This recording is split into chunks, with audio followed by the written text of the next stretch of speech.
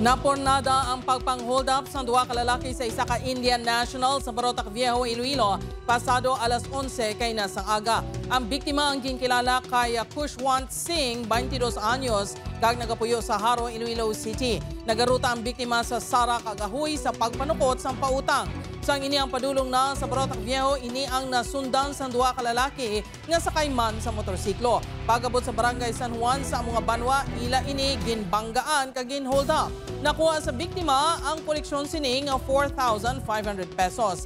Apang natabuan nga sila ang nalabayan sang intel operatives ng PNP. Sa hot pursuit operation, nadakpan ng isa sa mga suspect bangod nagbaruron sa kadena sa motorsiklo ang iladala nga jacket.